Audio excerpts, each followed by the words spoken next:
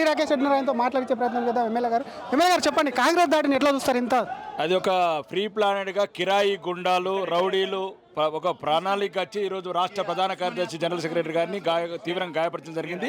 అతను కొంచెం ప్రమాదవశాత్తు బాగా సీరియస్గా ఉన్నది. అతను హాస్పిటల్ తీసుకెళ్తున్నాము. దీన్ని ఒకటి చెప్తున్నాం, రేవంత్ రెడ్డి సర్కార్ మొదలుపెట్టిన ఆట దీన్ని మేము ముగిస్తాము.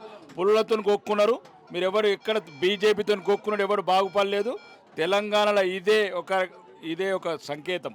ఇంకా కాంగ్రెస్ పతనానికి రోజులు లెక్క పెట్టుకోవాల్సిన రోజు ఇది.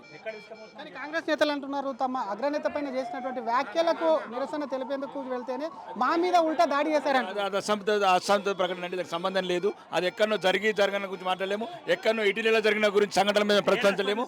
మా ఆఫీస్ మీద దాడి జరిగి మా వ్యక్తుల మీద దాడి జరిగినప్పుడు దాన్ని తీవ్రంగా తీసుకుంటాం. దీనికి మీకు రాళ్లతో కాదు, దేంతో సమాధానం చెప్పాలో బరాబర్ సమాధానం చెప్తాం. ఇంకా ప్రతిదాడులు జరిగేటువంటి అవకాశం ఉందా? అంటే వాళ్ళు నిర్ణయించుకోవాలా. రేవంత్ రెడ్డి సర్కారు దుర్మార్గమైన కాంగ్రెస్ సర్కారు నిర్ణయించుకోవాలా. ఇంకా ఉన్నరే 3 రాష్ట్రాలల్లో తెలంగాణతో కూడా మీ పతనం మొదలు పెడతామని చెప్తున్నాం.